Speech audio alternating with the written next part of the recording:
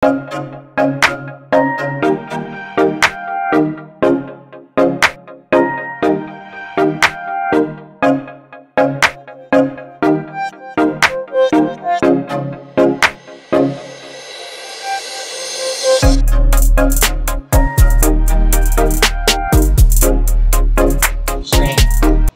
note, to wait on God and not work it out ourselves, but to trust God and let Him work. Sometimes, feeling natin tayo si Incredible Hulk. But in reality, tayo lang yung maliit na version ni Ant-Man na nangangailangan ng mas malakas na kapangyarihan, ng mas malakas na kalakasan na nanggagaling sa Panginoon. For we need a much stronger strength in order to face our life's deepest challenges. Where else do we cling? Where else do we cling? We cling to the Lord, our gracious sustainer. Dear students, parents, and guardians, everyone, we all go through difficulties. Whether health crisis, financial crisis, broken relationships with family or friends, personal failures and weaknesses, or in general, experiences of deep pain and suffering. And we will continue to do so throughout our lives. Hindi po natatapos yan sa isang stage. Tuloy-tuloy po yan hanggang nandito pa tayo. The future is unknown. We do not know what will happen to us, to our children, most especially in this postmodern time where there are a lot of possible influences to families, particularly the children. Andyan si K-pop, andyan si Oppa, andyan ang iba-iba. This life is full of trials. And God does not just step in and take them all away. Parang magic, hindi po ganon. And as we go through this hardship, we can become overwhelmed, discouraged, and faint. And even though we know that God has a purpose for each one of us, we still doubt at times, become fearful and exhausted. And in our despair, we ask, can God's promises really be true? Will God really help me and grant me strength? Sometimes we are tempted to give up, to fail, to give in to our weariness, and be overwhelmed by our circumstances. But God is able to help us, and He is faithful and true to keep His promises to us, just as He did with the Israelites. Tignan niyo po, naka-isang taon na kayo. Naka-isang taon na naman kayo. Our problems seem big only when we see our God as small. Our circumstances seem overwhelming when we lose sight of our God. May we always be aware of the fact that God is bigger than any problem, any perplexity, or threatening circumstances that we encounter in life. Keep in mind, we are secured in God, in His character, in His love. We need to rest in the arms of our good Father, trusting Him fully in all areas of our lives, our future. Dear parents and guardians, the only way to secure our children's future is to teach our children also to trust God.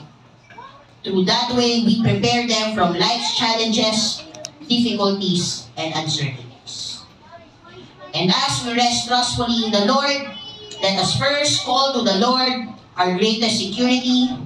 Second, claim from the Lord, our generous source. And last, cling to the Lord, our gracious sustainer. Easier said than done. Sinasabi ko lang yan, ma'am. Yes, maybe, but let me tell you that you are not alone. Me standing here does not mean that I have graduated from such.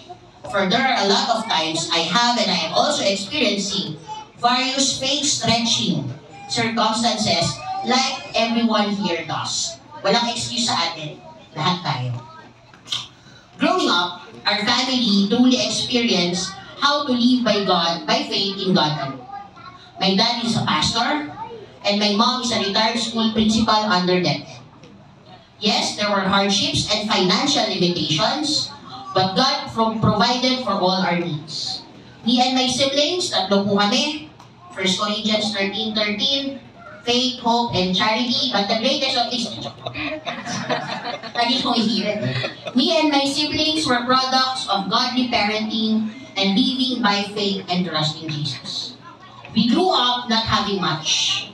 For my father is a rural pastor. So pag nagpapastor na sa mga kasulukan ng mga barangay, sa sulok ng barangay, ng Hacienda Luisita, where monetary support is not that enough for our family. But God is gracious.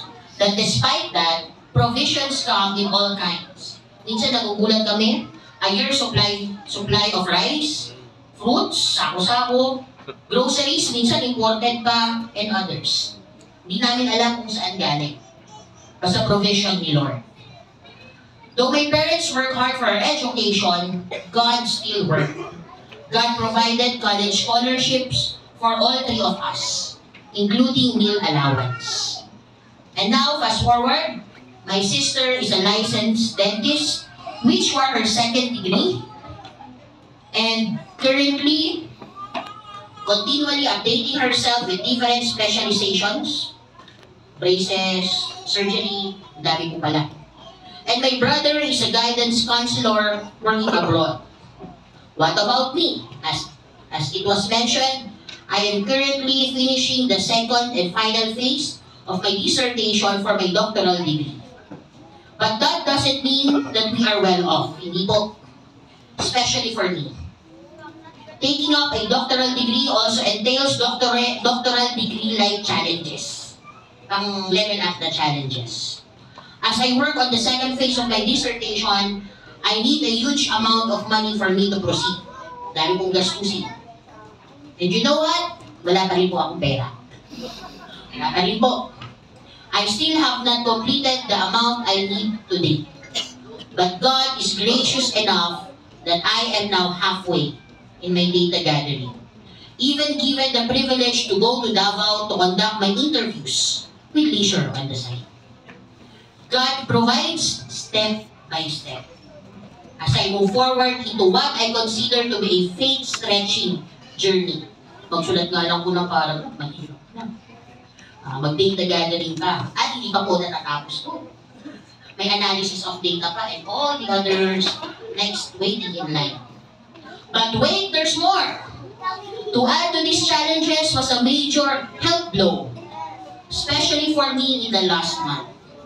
While being busy as usual, working on my paper and doing my work and ministry responsibilities, I had experienced rushing myself to the emergency room twice, being admitted for some health issues, which just started with an insect bite. Ingat po sa kagat ng insect. Went full-blown to cellulitis and worse, hypersensitivity reaction. Sabi nga nila, when it rains, it works. I have juggled from a speaking engagement in the day to being hospitalized at night, to functioning for work and then back to the hospital, then attending our college year-end activities. Nakalalas po ako na naka-Pilipinyana, pero hindi ko alam kung alin yung Makate, yung Pilipinyana o yung rashes ko. Na pumuputok pa. Ibang klase.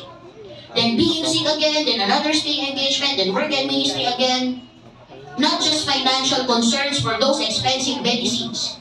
Try niyo po ilang turok, tapos inay-ilay lahat ng gamot mo. But even literally, it was physically exhausting and draining for me. Try niyo po, 5 turok, nahanap yung ugat. Di po ba? But God indeed gives strength to the weary and increases the power of the weak. That despite me feeling drained, was indeed sustained by God. Take note, nakapagtagaytay po ako at Divisoria, 6 in one day, just to fulfill a long-awaited plan bago magpakihan kinabukasan. Until now, I could not imagine how it happened. But I myself am sure that it is not me, but God helping and sustaining. And I am confident that if God works in my life, God is also working in your lives, carrying you and your family through hardships and difficulties and providing for all your needs. We might have different experiences, yet we have our one true God, Yahweh, the God of Israel, who is the same powerful God, who will secure us, who is our source of strength and provision, and who will sustain us, as long as we call, we claim, and we cling to Him. Let me close with these few stanzas of the hymn, I Know Who Holds Tomorrow. First stanza says, I don't know about tomorrow, I just live from day to day. I don't borrow from each sunshine, for its skies may turn to gray. I don't worry o'er the future, for I know what Jesus said, and today I'll walk beside Him, for He knows what is ahead. Third stanza, I don't know about tomorrow, it may bring me poverty, but the one who feeds the sparrow is the one who stands by me. And the path that be my portion may be through the flame or flood, but His presence goes before me, and I'm covered with His blood. And the refrain says, many things about tomorrow I don't seem to understand, but I know who holds tomorrow, and I know who holds my hand. But I know who holds tomorrow, and I know who holds my hand. Dear students, you still have a long, long way to go. As much as you aim for these academic awards and recognition, or even character awards and recognition, aim for a higher purpose in your journey of trust towards God's direction, aiming someday to receive God's commendation, saying, well done, good and faithful servant. Dear parents and guardians, with all the hardships, difficulties, and uncertainties, journey with God, and trust everything to Him. Do not be afraid, do not be discouraged, and you will be assured, as God said in His Word, for the Lord your God will be with you wherever you and your family go. And to GCA, may the Lord continually use you as a channel of blessings to all our stakeholders as you become a salt and light in this community where you are. May you continue to be faithful in your committed service as an educational institution, despite all the challenges you will encounter along the road. May God be glorified as families encounter Christ through your beloved school. And in whatever we do and wherever we are, may we find ourselves resting trustfully in the Lord until the end. All by God's grace, all for God's glory. Again, congratulations, thank you, and God bless you.